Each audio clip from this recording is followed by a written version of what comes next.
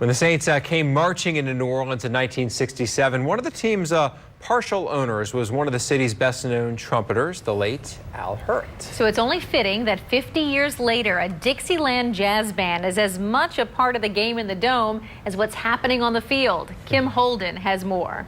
There's quite a story behind the Storyville Jazz Band. It was hard to find musicians. I was 59 when I started. I don't read music and I don't play with the band.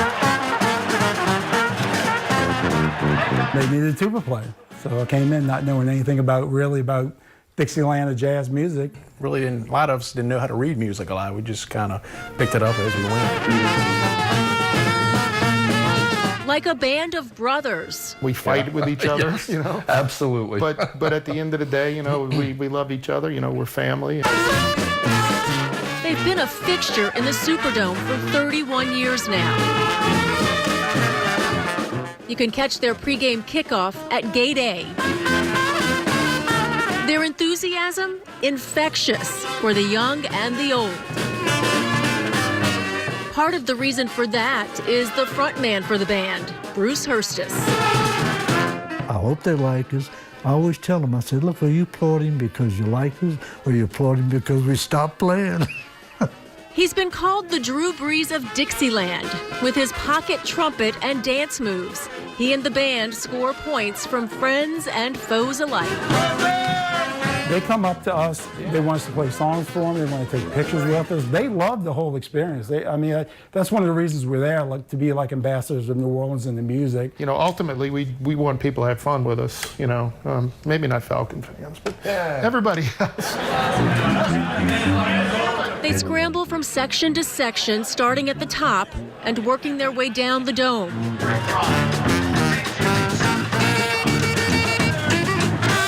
Musicians are die-hard Hoodats who catch very little of the game.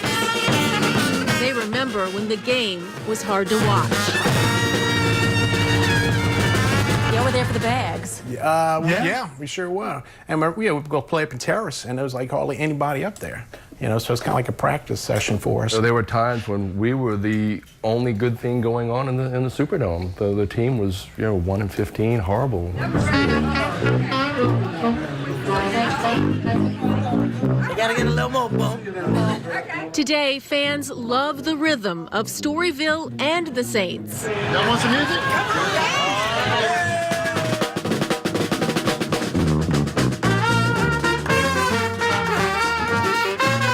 This year, we have 3 Saint stations that tag along with us. So they love us a little more. As for Hurstis, it's his love of song and dance that keeps him going. I dance better than I play, but they don't pay me to dance. At the age of 89, there's no sign of him slowing down. But you're 89, right? 89. 89, yeah. And you outrun most of these guys. Because it's attitude. If you think you're old, you are old.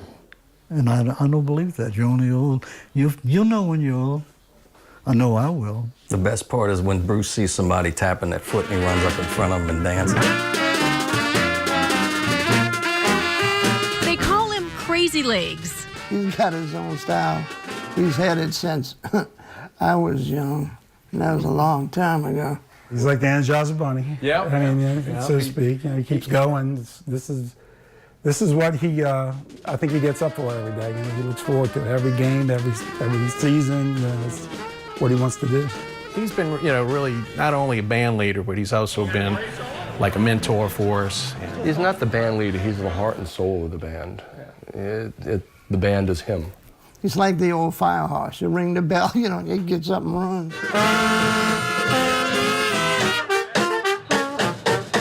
Every year, Hurstis says this will be his last. You think this is his last year? Are you kidding? I've been saying that for the last 10 years. I always say, this is my last year's fellow. They say, yeah, we know. They don't believe it. So I'm not going to stop. Not till I can't play anymore. All these these years, he's never missed a game. And whether he likes it or not, Bruce Hurstis remains the star attraction as Storyville continues to pump up the crowd on game day.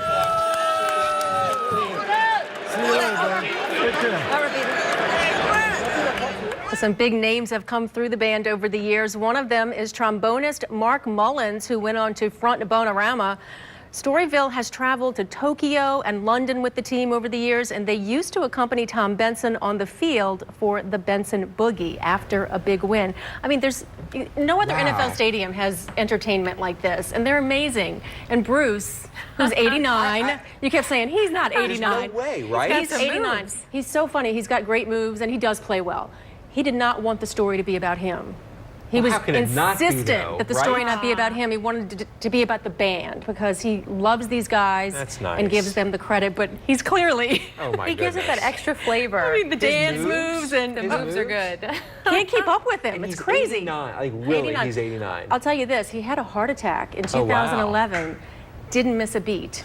I mean, did not miss a game. That's incredible. Was back as soon as he could be, and you'd never know it. That's why he's so healthy. He's got that great attitude. Exactly. He can't slow with down. life. I remember them when I was a kid, going to games and hearing them. It's great, yeah. It's like just part of the atmosphere. It is. You expect It would to be see him. weird if they're not there. Yeah, exactly. Love it. Great Kim. story. Yeah. So fun.